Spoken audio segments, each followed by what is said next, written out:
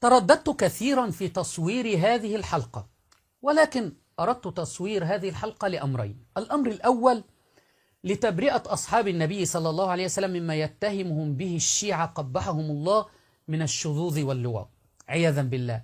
والأمر الثاني لإظهار أن هذا الفعل القبيح يفعله مراجع وعلماء الشيعة حينما يجلسون مع بعضهم لبعض. كثيرا ما نرى في منتديات وصفحات وقنوات الشيعة يتهمون الصحابة بالشذوذ عياذا بالله.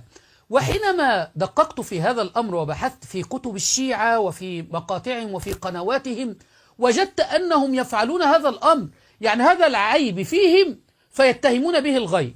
وكثيرا ما ترى أي أحد يرد على الشيعة يقولون رامي عيسى بيفعل به كذا، وكثيرا يرفعون مقاطع فيديو بهذه العناوين، وأن رامي ذهب إلى تونس وحدث فيه كذا، وأنا والله ورب الكعبة لم أذهب إلى تونس قط. الشاهد سنرى الآن أن هذه عقيدة عند هؤلاء المعممين. سنرى نجل رئيس الحوزة العلمية، نجل الخوئي ابن الخوئي الأكبر، معمم سيد كبير بلحية بيضاء، يثبت أن المرجع ده وكأنه وكيل الإمام المهدي عندهم، المرجع اللي لو لم يقلد مرجع كل أعماله باطلة، وهو من أهل النار الشيعي إن لم يقلد هذا المرجع يكون مرجع كبير ويفتي وهو يلاط به ويفعل به فعل قوم لوط. هذا اللي يلاط به بعدين يصير لي مرجع أو متمرجع، هذا اللي يلاط به بعدين يصير لي مرجع أو متمرجع. فهمت؟ يصدر رسالة ويصدر أحكام وفتاوى، يصدر أحكاما وفتاوى وهو مفعول به، ومرجع كبير ويفعل به هذا الفعل الشاذ. علمتم؟ ويتهمون أهل السنة بذلك عياذا بالله.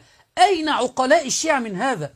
بل المصيبة الأكبر الآن أن قائد إيران، يقولون قائد الدولة الإسلامية وهي ليست إسلامية، قائد إيران خامنئي يعترف حسن اللياري أن خامنئي كان يفعل به فعل قوم لوط عياذا بالله وهو شاب، وهذا ثابت وموثق عندهم.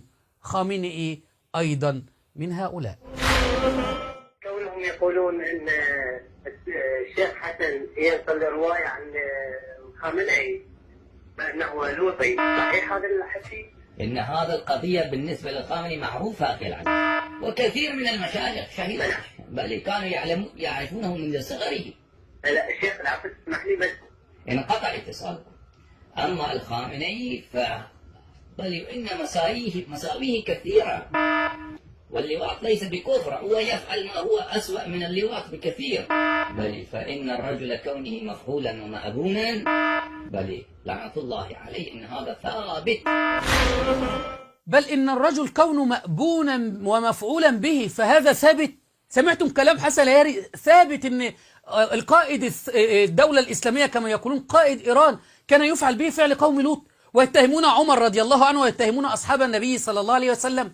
بل والأصعب والأمر كما سنرى الآن أستاذ في الحوزة العلمية عبد الحليم الغزي صاحب قناة القمر وله مؤلفات ومعروف، يقسم بالله أنه ذهب إلى قم إلى إيران وقابل أحد السادة ليتأكد منه من هذه القصة. أحد السادة دخل على أحد الشيعة الكبار الأحياء الآن في العراق ودخل وجده يفعل هذا الفعل، فعل قوم لوط، مع سيد آخر، اثنين علماء كبار من علماء الشيعة أو مراجع كبار من مراجع الشيعة كانوا يفعلون هذا الأمر، ودخل عليهم أحد السادة في الغرفة وهم يفعلون هذا الأمر عياذا بالله.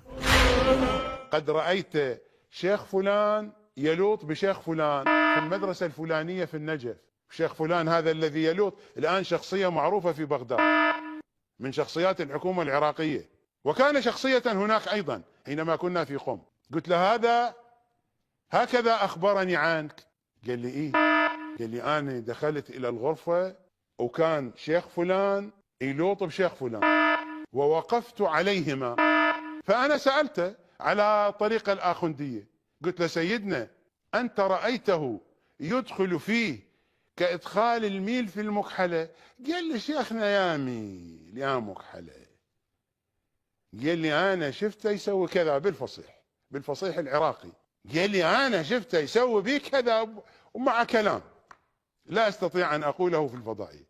قال لي يا وين السولف أنت يا مين يا مكحلة.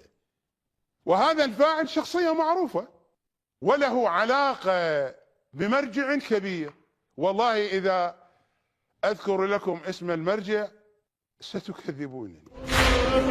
فهذا الذي وصل إلينا من شذوذ وانحراف علماء هذه الطائفة الضالة المنحرفة، وكثير لم يصل إلينا. يعني هذا اللي وصل إلينا ما فضحوا بعض، فكثير وكثير لم يصل إلينا. بل ورب الكعبة أحد المهتدين الشيعة الشباب كان يقول بأن كان في المعممين يتحرشون به. هو فين عند هذه الأضرحة المنسوبة للحسين وعلي رضي الله عنه في كربلاء وفي النجف يتحرشون بالصبيان الصغار وبالأطفال ويزعمون أن هذا دين، وفي الآخر يتهمون أهل السنة والجماعة بهذا.